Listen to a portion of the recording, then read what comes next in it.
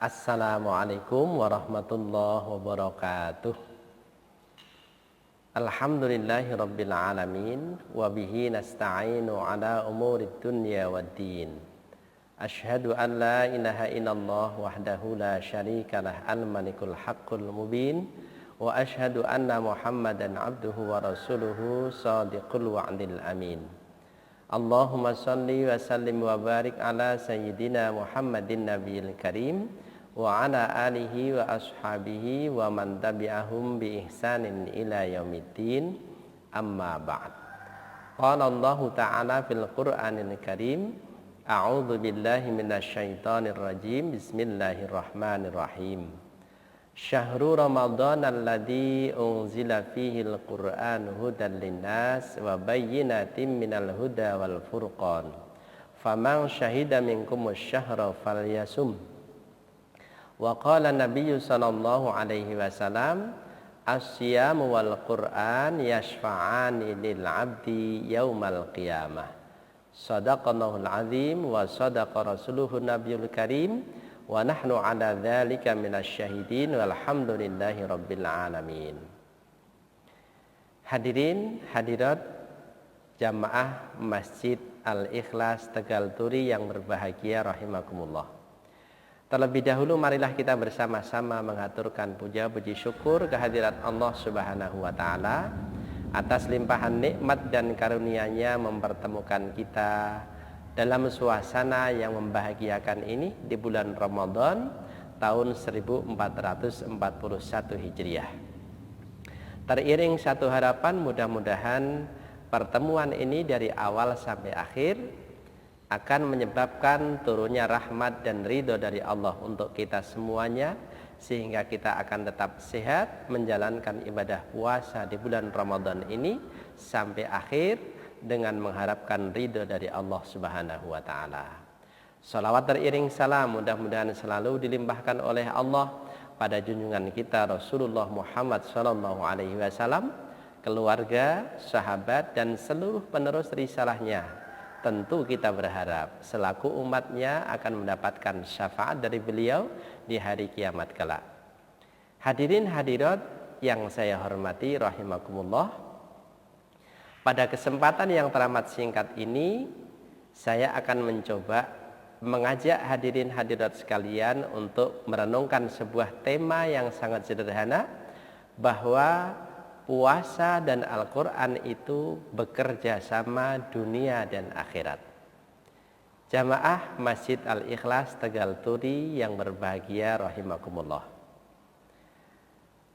Kerjasama Al-Quran dan puasa di dunia itu sudah jelas, berdasar dari apa yang difirmankan oleh Allah Subhanahu wa taala di dalam surah Al-Baqarah ayat yang ke-185 yang pada muqaddimah tadi saya sampaikan.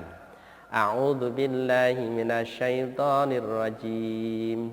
Bismillahirrahmanirrahim. Syahrul Ramadan alladzi unzila fihil Qur'an hudan linnas wa bayyinatin minal huda wal furqan. Faman syahida minkumus syahra falyasum. Al-ayah. Bulan Ramadan, bulan yang di dalamnya Allah menurunkan Al-Quran, petunjuk bagi manusia serta penjelas dari petunjuk tersebut. Dan Allah menurunkan Al-Furqan. Barang siapa di antara kamu hadir di dalam bulan itu, maka berpuasalah. Jadi menurut ayat ini jelas, kita umat Islam, orang yang beriman diperintahkan oleh Allah Subhanahu wa taala berpuasa di bulan Ramadan, karena di dalam bulan Ramadan Allah menurunkan Al-Quran.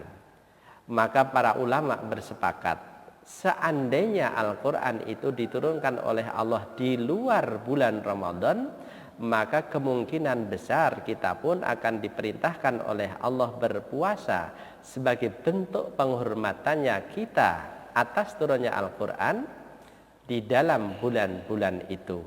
Taruhlah Al-Quran itu diturunkan oleh Allah di bulan Sya'ban, maka kemungkinan besar kita akan disuruh oleh Allah untuk berpuasa di bulan Sya'ban.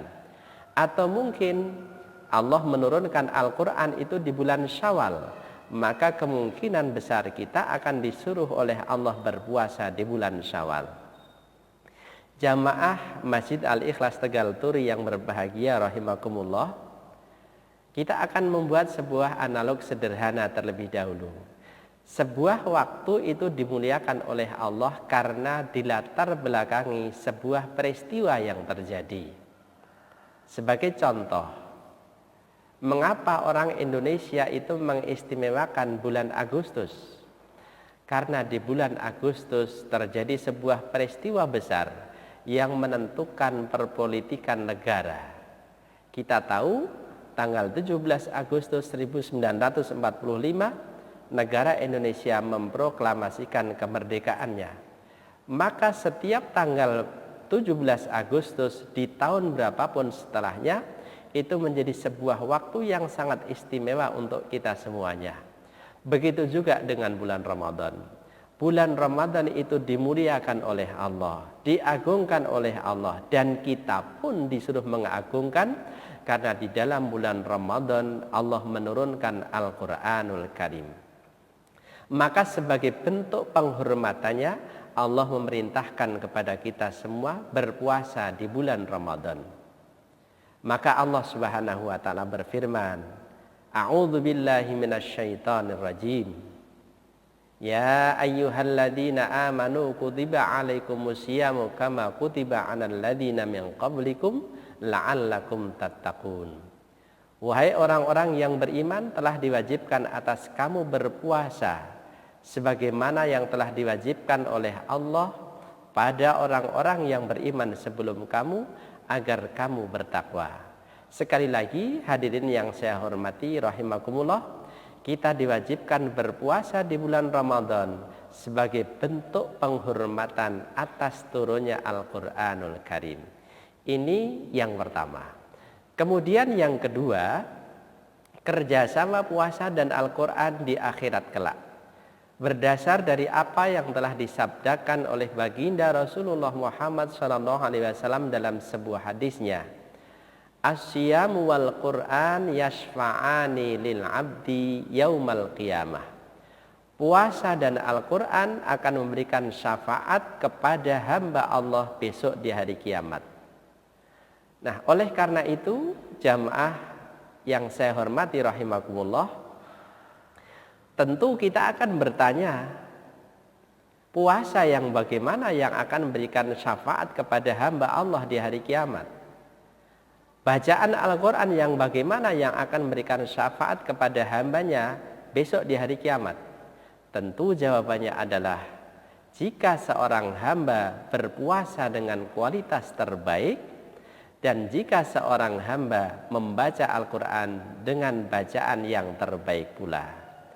Nah, oleh karena itu hadirin yang saya muliakan rahimakumullah, lewat kesempatan yang teramat singkat ini, coba marilah kita berusaha melihat sejauh mana kualitas puasa kita, sejauh mana kualitas tilawah kita. Puasa yang kita lakukan kadang-kadang hanya mencegah kita semuanya dari makan dan minum di siang hari. Tetapi hal-hal yang dilarang oleh Allah untuk kita tinggalkan itu justru tidak kita lakukan. Padahal puasa yang terbaik itu bukan saja al-imsaku minal akli wa syurbi, hanya mencegah dari makan, dari tidak makan, tidak minum, dan berhubungan suami istri di siang hari. Tidak. Kalau itu terlalu mudah. Tetapi puasa yang akan memberikan syafaat kepada hamba Allah itu adalah puasa yang bisa mencegah pelakunya dari segala bentuk kemaksiatan di dalam bulan Ramadan itu. Bagaimana kalau hal yang dibolehkan saja kita disuruh menahan diri, apalagi kalau hal-hal yang memang di luar waktu puasa pun kita disuruh meninggalkannya. Misalnya, bulan Ramadan kita tidak bisa memejamkan mata dari hal-hal yang diharamkan oleh Allah Subhanahu wa taala. Lisan kita tidak bisa berpuasa dari berkata-kata yang tidak diizinkan oleh Allah Subhanahu wa taala. Telinga kita tidak puasa dari hal-hal yang tidak dibenarkan oleh Allah Subhanahu wa taala. Maka ketika puasa kita tidak bisa meninggalkan apa yang diharamkan oleh Allah, tentu puasa yang seperti itu tidak akan bisa memberikan syafaat kepada kita di hari kiamat dengan kualitas yang terbaik. Kemudian bacaan Al-Quran yang bagaimana yang akan memberikan syafaat kepada kita? Bacaan Al-Quran yang akan memberikan syafaat kepada kita adalah bacaan Al-Quran dengan kualitas yang terbaik, tentu sesuai dengan kemampuan kita masing-masing. Secara spesifik Rasulullah Muhammad SAW bersabda, Iqra'ul Quran fa innahu ya'ti yaumal qiyamati syafi'al li ashabih. Bacalah Al-Quran karena dia akan memberikan syafaat kepada hamba Allah besok di hari kiamat. Maka Rasulullah Muhammad SAW memberikan motivasi yang luar biasa kepada kita, supaya tumbuh keinginan kita untuk selalu membaca Al-Quranul Karim.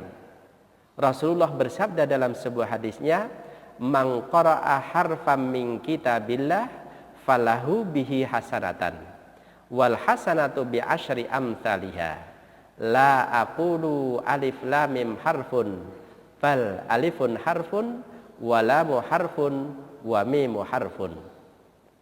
Barang siapa yang membaca satu huruf dari kitab Allah Al-Quran, maka baginya mendapat satu hasanat, dan setiap hasanat akan mendapatkan 10 kebaikan. Saya tidak mengatakan alif lam mim itu satu huruf, tetapi alif satu huruf, lam satu huruf, dan mim satu huruf. Maka ketika kita membaca alif lam mim, insya Allah dengan bacaan yang sependek itu Allah memberikan kebaikan kepada kita, 30 kebaikan. Itu hanya sekelumit yang saya sampaikan lewat kesempatan ini untuk memotivasi kita agar kita bisa meningkatkan kualitas amal di bulan Ramadan ini, baik puasa kita maupun bacaan Al-Quran kita. Mudah-mudahan Allah Subhanahu wa taala memberikan limpahan rahmat dan barokah kepada kita, sehingga dengannya kita akan diberi kekuatan lahir batin untuk bisa melaksanakan puasa dengan kualitas puasa yang terbaik, membaca Al-Quran dengan kualitas bacaan yang terbaik, sehingga puasa dan Al-Quran nantinya benar-benar akan datang kepada kita di hari kiamat, memberikan perlindungan kepada kita atas izin dari Allah Subhanahu wa taala. Kalau ada benarnya dari apa yang saya sampaikan, semuanya datang dari Allah Subhanahu wa taala. Jika banyak salah dan kurangnya, mohon maaf atas segala kesalahan. Aqulu qouli hadza astaghfirullah li wa lakum. Wassalamualaikum warahmatullahi wabarakatuh.